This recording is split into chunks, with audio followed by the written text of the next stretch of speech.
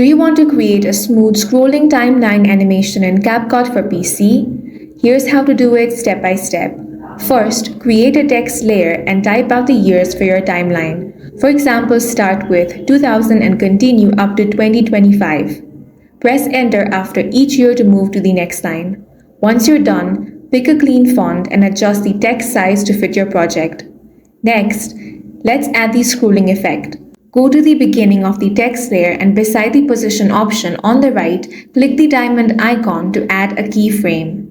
Then, move the timeline cursor to the end of your animation and adjust the position so the final year is centered. Now, right-click on the text layer and choose Show Variable Speed Animation. Expand the Y-axis animation, right-click the first keyframe and select Ease In. Adjust the blue curved line so it's smooth and horizontal. Then select the ending keyframe. This creates a natural smooth scrolling motion. Once you're happy with it, right-click the text layer again and choose Create Compound Clip to keep things organized.